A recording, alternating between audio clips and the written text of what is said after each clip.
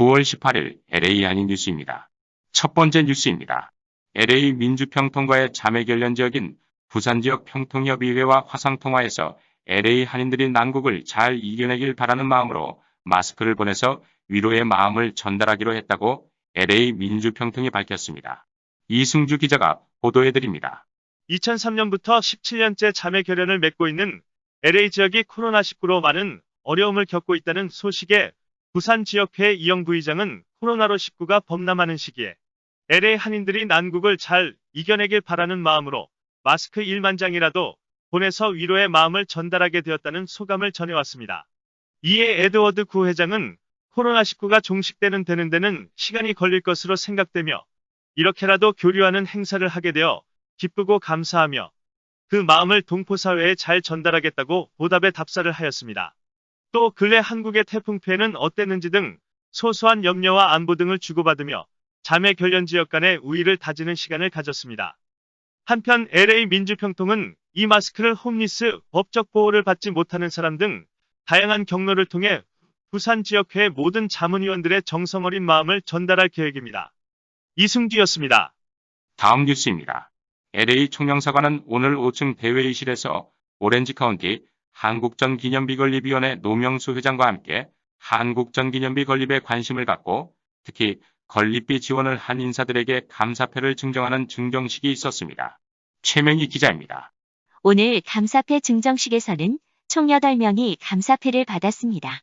감사패를 받은 인사는 파키스탄 출신 의사, 닥터 콰지, 플러튼 제양군인회 지회장, 미세스 해리스, 송기홍, 김재문 영등포중고등학교 미주 총동문회 감사 이영애 회장, 박중원 이사장, 김보승 사무총장, 이용기 등 영등포중고등학교 총동문회 관계자에게 감사패를 증정했습니다. 그동안 영등포중고등학교 총동문회는 한국전기념비 건립사업에 특별히 관심을 갖고 지원해왔다고 밝혔습니다. 한편 박경재 총영사는 6.25 전쟁 70주년을 맞이해서 한국전기념비 건립사업을 추진하게 되어 특별히 뜻깊게 생각한다고 말했고, 닥터 콰지 씨는 기념비를 건립하는 일은 과거의 역사를 기억하는 것뿐만 아니라 미래의 평화를 위해서도 매우 중요한 일이라고 언급하였습니다. 오렌지 카운티 한국전기념비는 별 모양의 5개 기념비에 한국전 당시 용감하게 싸우다 전사한 미국 장병 3만 6,492명의 이름을 모두 새기는 미국 최초의 기념비입니다. 건립공사비는 총 72만 달러가 소요될 것으로 예상되는데 현재 약 39만 달러를 모금하였고 한국국가보훈처에서 약 21만 달러를 지원할 것으로 기대하고 있습니다. 최명희였습니다. 국방부가 추미애 법무부 장관 아들 서모 씨의 특혜 휴가 의혹에 대해 규정상 문제가 없다는 입장을 밝힌 이후 국방부 민원실에 항해 전화가 빗발치고 있는 가운데 전화로 군인 아들의 휴가를 연장하겠다는 내용의 청원이 게시됐습니다. 이승주 기자가 보도해드립니다. 지난 11일 청와대 국민청원 게시판에는 우리 아들 휴가 연장할래요라는 제목의 글이 올라왔습니다. 해당 청원은 15일 오후 1시 30분 기준 4,936여 명의 동의를 얻었습니다. 아들 셋을 키우고 있다고 밝힌 청원인은 첫째는 육군, 둘째는 해군을 제대했다며 셋째는 현재 공군에 근무 중인데 이번 휴가 나오면 복귀 안 시키고 전화해서 휴가 연장해볼 거다라고 말했습니다. 이어 저도 육군하사로 제대했다며 가능한 일인지 답변 좀 달라라고 덧붙였습니다. 이날 채널A 보도에 따르면 국방부가 추 장관 아들 서 씨처럼 전화만으로 휴가 연장이 가능하다고 밝힌 이후 국방부 민원실에는 항해 전화가 폭주했습니다. 대체로 코로나19로 휴가가 제한되고 있지만 전화를 했으니 우리 아들도 휴가를 내달라며 조롱 섞인 민원을 접수하는 장병 부모들의 항의가 빗발치고 있습니다. 국방부 종합민원실 관계자는 인터뷰에서 이 전화 통화를 끊으면 저는 이런 휴가문의 전화를 또 받을 겁니다. 항의성 민원을 계속 받고 있다라고 밝혔습니다. 이승주였습니다. 비타민 D가 많이 부족한 사람은 코로나19에 취약하다는 또 하나의 연구 결과가 공개됐습니다. 최명희 기자가 자세하게 보도해드립니다. 미국 보스턴 대학의 마이클 홀릭 생리학 분자의학 교수 연구팀은 비타민 D가 결핍된 사람은 코로나19 감염 위험이 50% 이상 높다는 연구 결과를 발표했다고 메디컬 익스프레스가 어제 17일 보도했습니다. 코로나19 진단 검사를 받은 19만여 명의 자료를 분석한 결과 혈중 비타민 D 수치가 결핍에 해당하는 20ml당 나노그램 이하인 사람은 12.5%, 정상 범위인 30에서 34ml당 나노그램인 사람은 8.1%가 코로나19 검사에서 양성 판정을 받았다고 연구팀은 밝혔습니다. 이는 비타민 D가 많이 부족한 사람은 코로나19 감염 위험이 54% 높다는 사실을 보여주는 것이라고 연구팀은 설명했습니다. 혈중 비타민 D 수치가 상당히 높은 수준인 55ml당 나노그램 이상인 사람은 양성 판정률이 5.9%로 더 낮았습니다. 또 일반적으로 비타민 D 부족이 심한 흑인과 히스패닉 주민이 많이 거주하는 지역은 코로나19 감염률이 13%로 백인이 주로 거주하는 지역의 7%보다 2배 가까이 높다는 사실도 밝혀졌습니다. 비타민 D는 선천 면역과 적응 면역 모두를 높여주는 효과가 있다는 일부 연구 결과들도 있습니다. 선천 면역은 부모로부터 자연적으로 타고난 면역, 적응 면역은 출생 후 획득한 후천성 면역을 말합니다.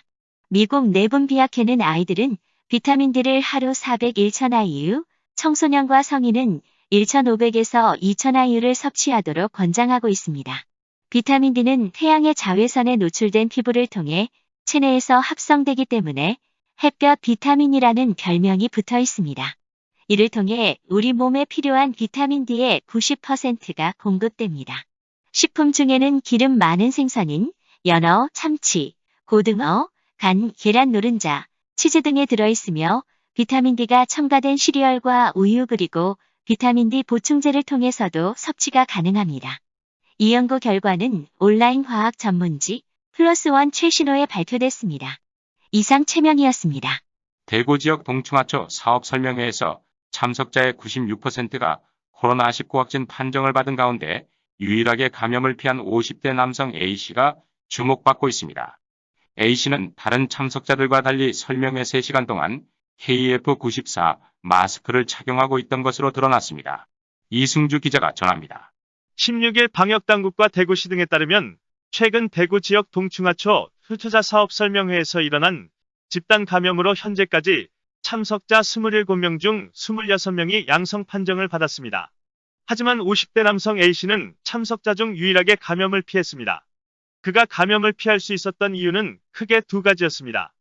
먼저 그는 다른 참석자들과 달리 3시간 동안 마스크를 잘 쓰는 등 방역 수칙을 철저하게 지켰습니다. A씨는 한 언론을 통해 1층에서 1분여간 홀로 흡연을 할 때를 제외하고는 귀가할 때까지 마스크를 벗지 않았다고 밝혔습니다. 동충하초 판매 관련 설명회에서 확진자가 무더기로 발생한 것은 폐쇄성과 고밀집도 등 코로나19에 매우 취약한 형식의 모임을 가졌기 때문으로 보입니다. 참석자들이 좁고 폐쇄적이며 밀폐된 지하 공간에서 오랜 시간 함께 있으면서 수박 등 음식물을 나눠 먹은 것으로 확인됐습니다.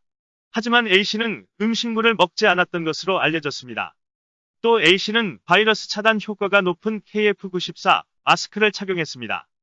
보건당국은 마스크의 종류보다는 마스크를 벗지 않고 제대로 착용하는 것이 훨씬 중요하다는 입장이지만 사업 설명회 같은 고위험 상황에서는 KF94 마스크를 착용하는 것을 권하고 있습니다. 정은경 질병관리청장은 지난달 브리핑에서 비말 차단 마스크라 하더라도 제대로 빠짐없이 마스크를 써주시는 게 훨씬 중요한 상황이라면서도 다만 의료기관을 방문하거나 아니면 장시간 밀폐된 공간에 노출되어야 하는 그런 경우들은 좀 더 안전도가 높은 마스크를 쓰는 것이 필요할 수 있다고 강조했습니다. 대구시 관계자는 A씨가 다른 이들에 비해 마스크를 잘 쓰고 있었던 것으로 조사됐다. 밀집된 공간에서도 비말 침방울 접촉 감염을 예방할 수 있는 최선책이라고 밝혔습니다. 이승주 기자였습니다. 다음 뉴스입니다. 애플이 15일 열중 산소 포화도를 측정하는 기능 등을 탑재한 신작 애플워치 6를 발표했다고 밝혔습니다. 이번 출시되는 애플워치 6는 생활건강 기술을 주로 탑재된 것으로 알려졌습니다. 최명희 기자 보도합니다. 애플은 이날 미국 캘리포니아 쿠퍼티노의 본사에서 온라인 신제품 발표 행사를 열고 애플워치 6와 보급형 모델인 애플워치 SE를 공개했습니다. 팀 쿡 애플 최고 경영자 CEO는 혈중 산소 포화도가 호흡기, 혈액순환 건강을 보여주는 한 척도라고 설명했습니다. 이 지표는 혈액 속 헤모글로빈 중 산소 포화 상태가 된 헤모글로빈의 비율을 가리키는 것으로 95에서 100%일 때 정상적인 수준입니다.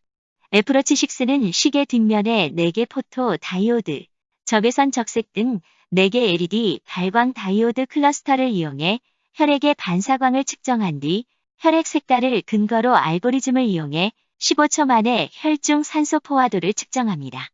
애플은 어바인 캘리포니아 대학 등 대학 연구기관과 협업해 혈중 산소 포화도 등 애플워치가 측정한 여러 수치들을 천식, 신부전 등을 포함한 건강관리에 어떻게 활용할지 연구할 계획입니다.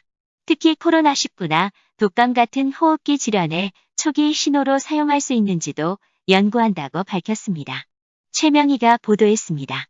이상 9월 18일 LA 한인 뉴스를 마칩니다. 지금까지 진행의 지철, 이승주 최명희였습니다. 즐거운 주말 되시기 바랍니다. 감사합니다.